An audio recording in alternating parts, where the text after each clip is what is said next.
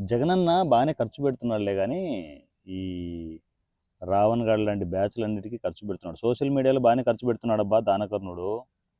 ఖర్చు పెడుతున్నాడు గానీ, దానికి తగ్గ రిజల్ట్ రావడంలే.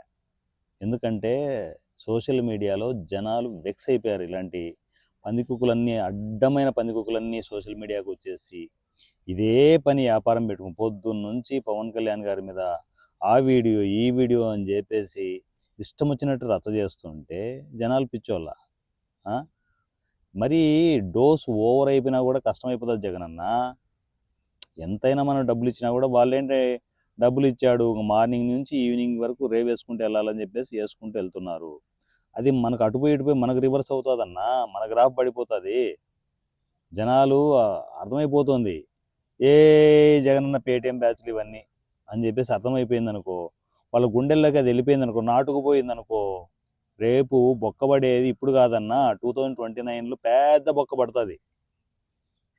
ఈ సిరాకుతో ఇష్టం వచ్చినట్టు కూటమి గుద్దేశారనుకో ఏంటి పరిస్థితి జగనన్న.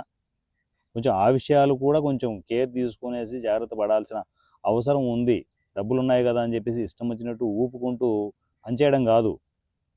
కొంచెం ఈ విషయం కూడా గమనిస్తావని చెప్తున్నా. ఎందుకంటే రేపు పొద్దున మన పార్టీకి ఒక్క సీటు కూడా రాకపోతే పరిస్థితి ఏందన్నా జగనన్న, ఏమన్నా ఆలోచిస్తున్నావా? అయ్యో జగనన్న.